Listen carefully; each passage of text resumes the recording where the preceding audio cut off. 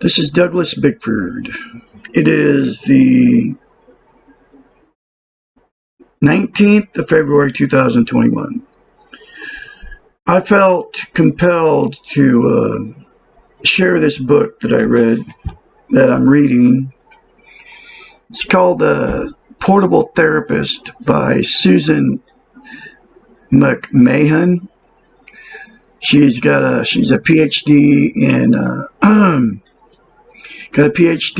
in psychology, and she wrote this book.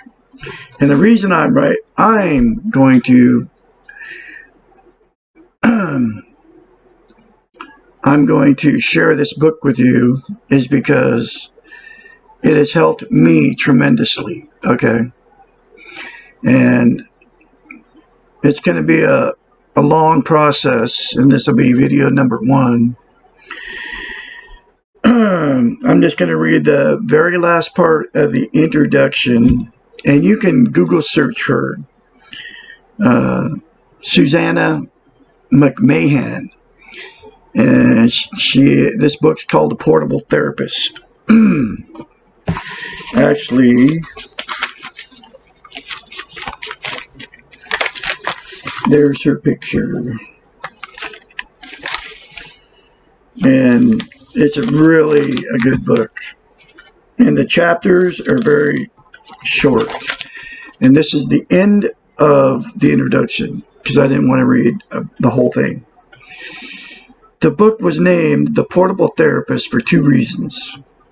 The first is that the book is something portable. We can carry it with us wherever we go. The second reason is that each of us carries with us what we need wherever we go. In other words, each of us has the power to be our own therapists. We are the only ones who can take the answers that we need and make them work for us, wherever we may be at whatever time. Each of us has a responsibility for our own lives. Each of us is ultimately our own best therapist. If we are good therapists, we will be encouraging, forgiving, supportive, sometimes nurturing, and when needed, tough towards ourselves. I hope this book will help you to be a good portable therapist for yourself.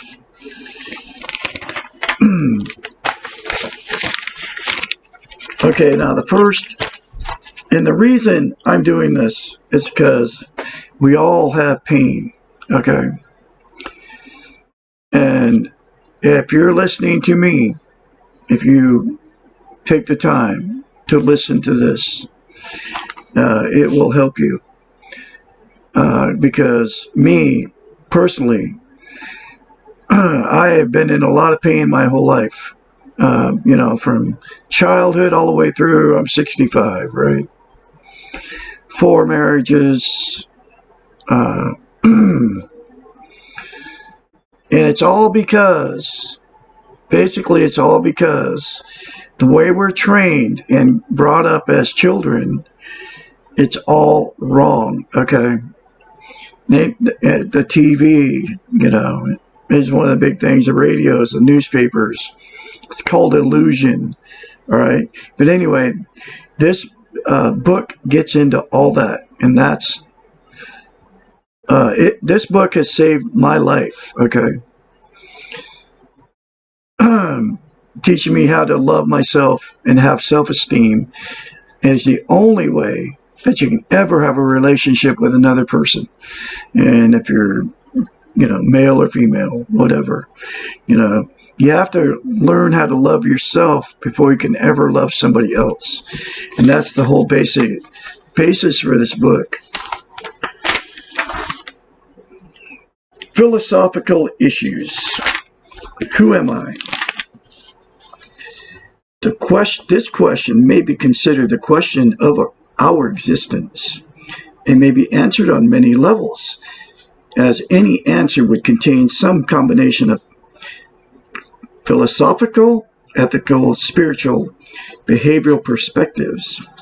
We are, in part, our training and experience, in part our hopes and accomplishments and failures, and in part connected to some higher power of life force. We know we have body, mind, and soul, and we often ask this question in reference to one of these aspects of ourselves. We tend to define ourselves in terms of how we look, what we think and know, how we feel, and what we do. Usually we have difficulty in combining all our parts into a cohesive whole. When this question is asked in therapy, there is always some pain. The therapeutic answer must go beyond the externals, the roles that each of us assume, our physical appearance, our education, our status, and our financial worth, our ability to relate with others, and so on, to the underlying reason for asking this question. Almost always a motivation for questioning who you are is related to the amount of insecurity that you feel.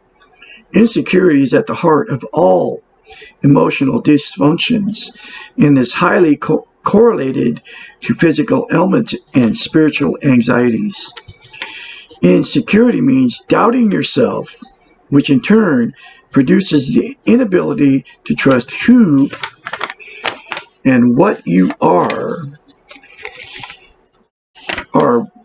which then results in not knowing yourself. If you do not know and you do not trust, how can you love?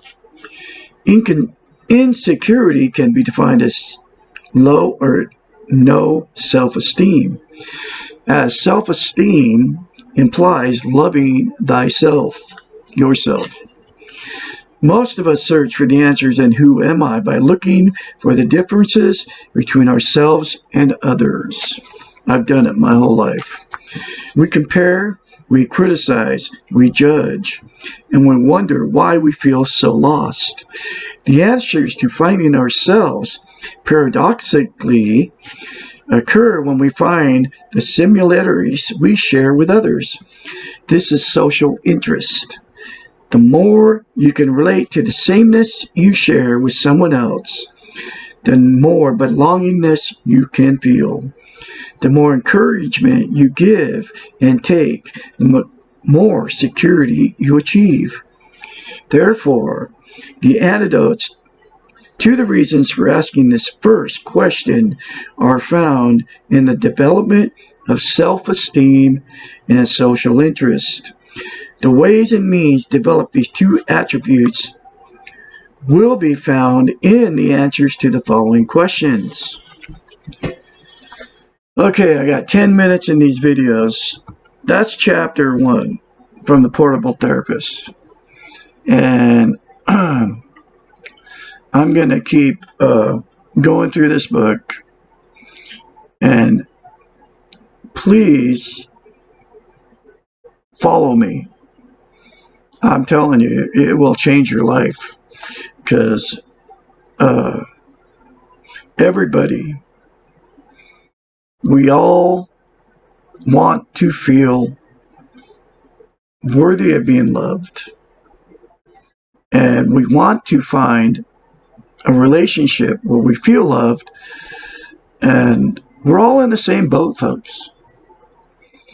And we can actually find that.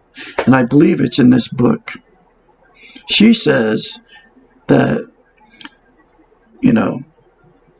this is one of the only books that you can find out there, but it's, I'm telling you, I know from experience, this book, literally, when you go through pain, emotional pain, it's the most devastating thing that can happen to you. And breakups with a loved one is one of the big ones. I know there's millions of people out there going through the same thing I'm going through. Anyway, this is Douglas Bickford. Today's date's the 19th of February, 2021. And I'll have more later for you from Susan McMahon with the Portable Therapist. You all have a great day out there.